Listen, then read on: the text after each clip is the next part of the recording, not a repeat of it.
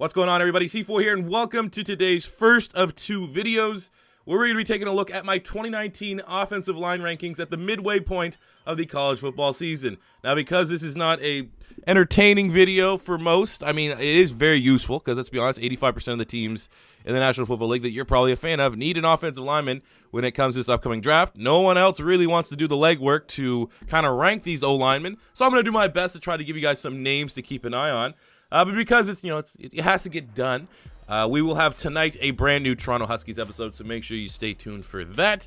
How I'm going to be presenting today's videos, rather than doing three separate offensive line videos where I rank the top 10, I'm just going to do the top 5 for every position here in today's video. So we're doing the top 5 tackles, top 5 guards, and top 5 centers. Now, I don't watch a whole lot of tape when it comes to offensive linemen because it's so boring. It's kind of hard to get footage. I do more so have trusted sources, trusted scouts that you kind of have to do some digging for, that I've relied upon for the last couple years. And more importantly, these people that I trust usually post a 3 to 7 minute video kind of having the highlights and the lowlights of every one of these prospects. It's readily found. I'm not going to give away the guys that I like to look for, but you can find it. It's not like it's a secret underground club that C4 gets access to or anything crazy like that.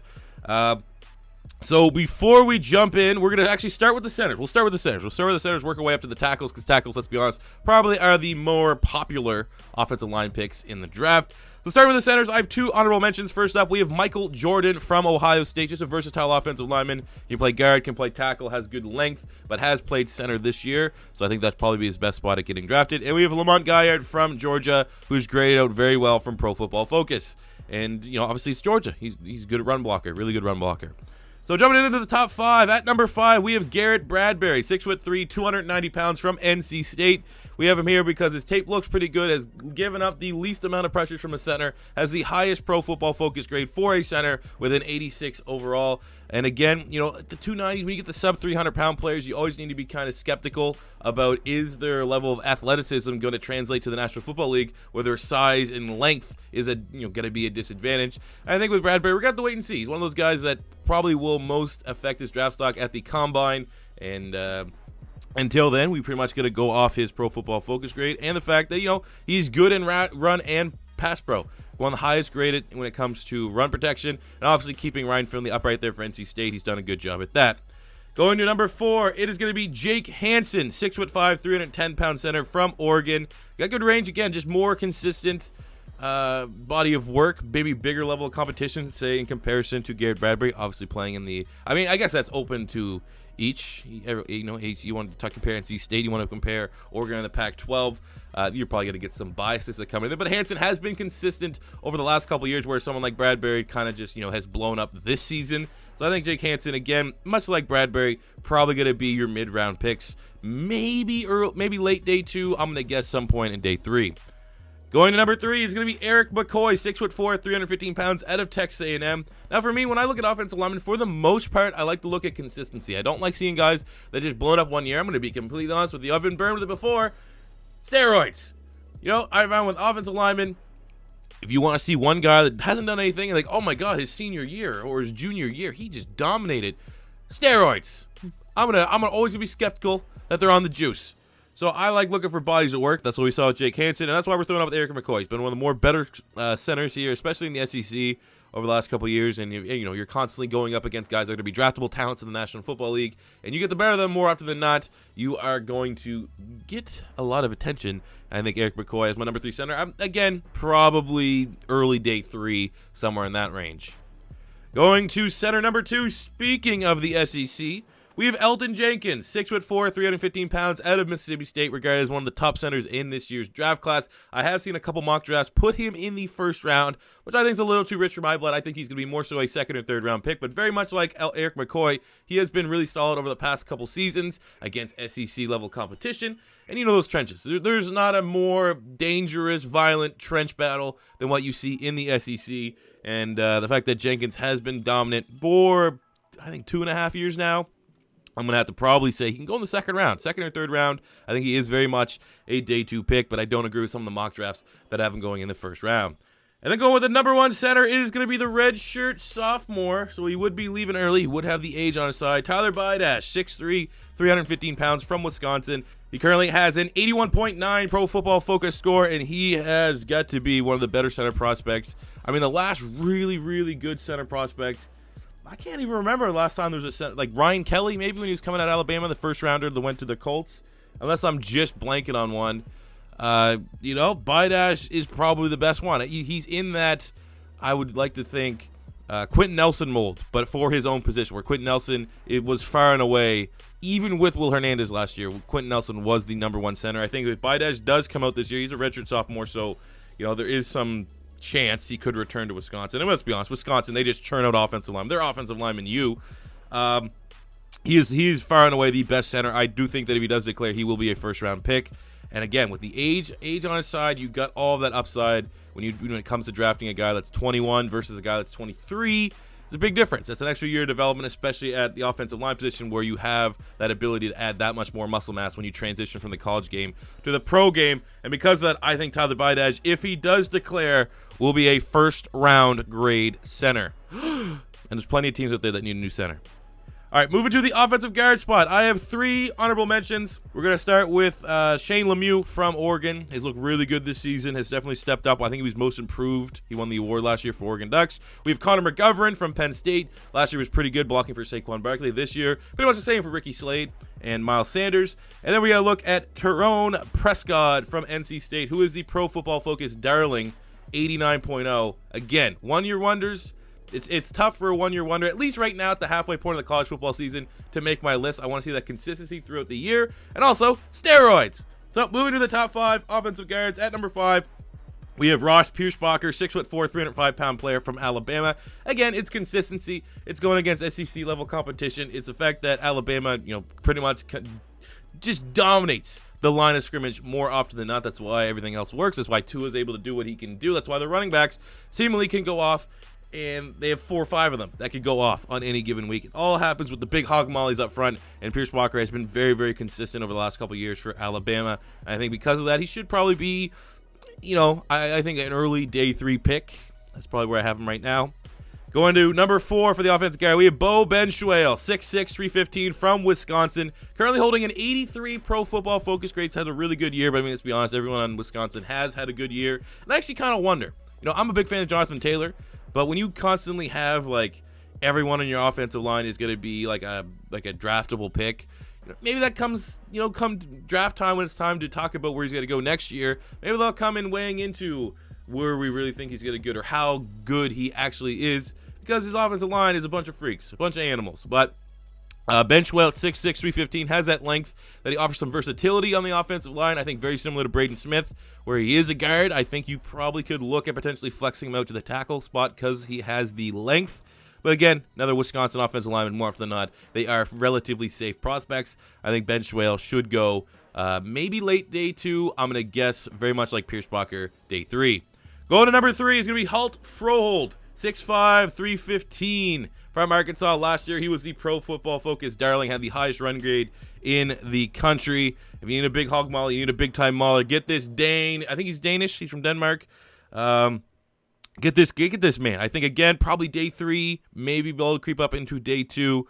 But, Arkansas is another school that's known for running. They're a running school. Shout out Derek McFadden and Peyton Hillis, the Razorbacks, and who else? Felix Jones. But Frohold, again, very good against the run. One of the most consistent run blockers against the run. And I think should see himself go in early day 3. Going to offensive guard number 2, I have Nate Herbig, 6'4", 350 from Stanford. Again, consistency is the key, and he has been maybe the most consistent run blocker in the Pac-12 over the last 2 seasons. So, run blockers, it's a passing league. I don't know where their value is going to be, but I think Herbig probably could creep into late day 2 and somewhere in that territory. From Stanford, again, maybe in probably the second school. I'd say between Stanford and Iowa that can lay claim to be offensive line U after Wisconsin.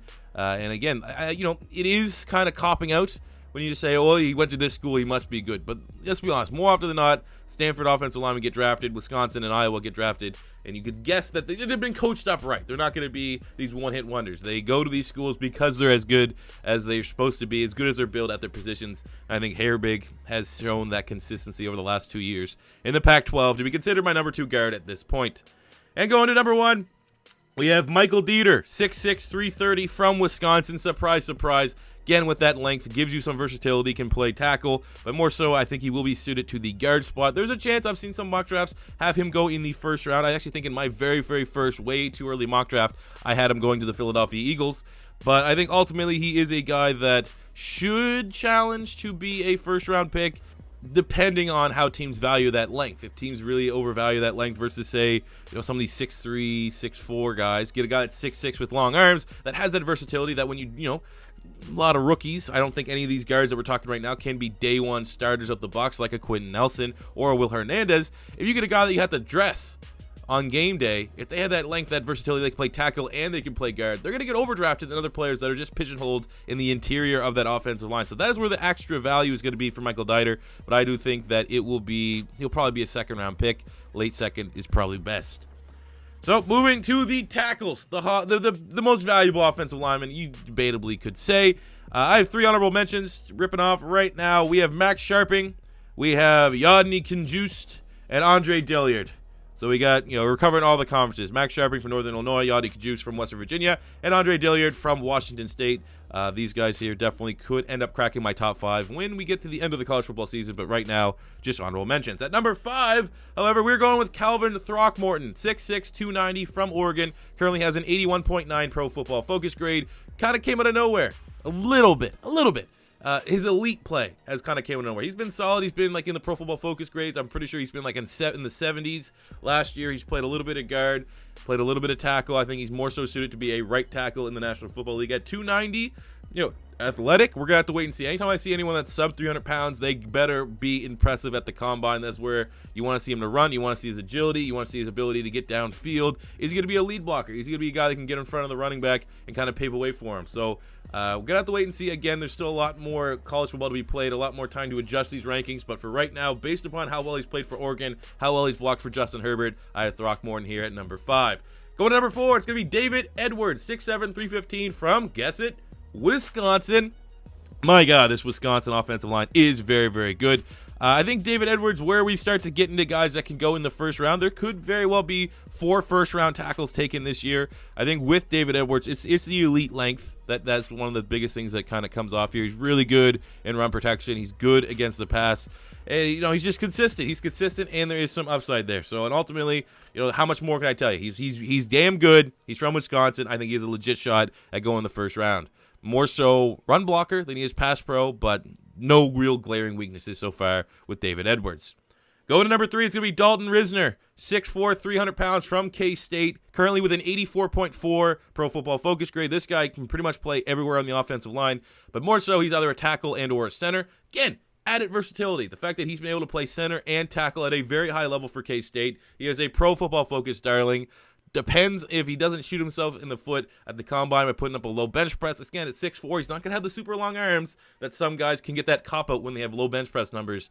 They're going to want to see what this guy can put up for his weight. But ultimately, his versatility is, I think, adds the extra value that I think will make Risner an absolute lock for a first-round pick.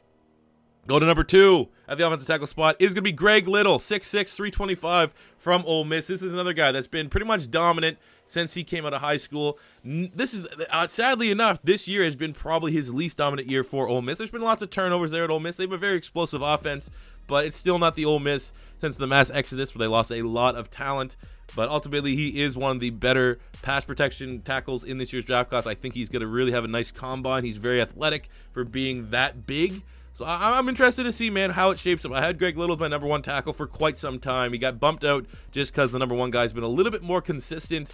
But I wouldn't be surprised if Greg Little can go into the combine and put up some impressive numbers to regain the number 1 tackle spot, which belongs at number 1 to Jonah Williams, 6'5", 305 from Alabama, currently with an 86.2 Pro Football Focus grade. Now, I kind of just had it against Jonah Williams because the 2 games I watched fully for Alabama last year, he did not look particularly good, but I'm trusting the Pro Football Focus ratings. I'm trusting the little bit of tape that I have watched. I watched the Louisville tape that he looked really, really good, and I watched a little bit of Missouri where I don't think he gave up a single pressure the whole game. He's dominant, man. He's dominant. He's consistent. He's from Alabama. At 305, has some athletic ability.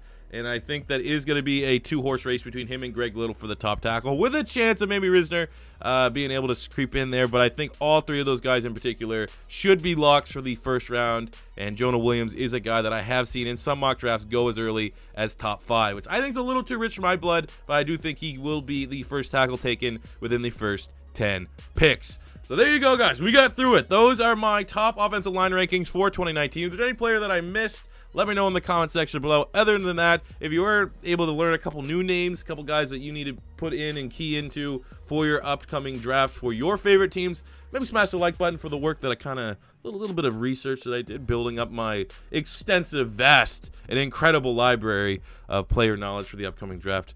Now that I'm done stroking myself off, thank you guys for watching, and like I said, tonight there will be a brand new Toronto Huskies episode, so make sure you tune into that, and I'll catch you guys on the next one. Peace out.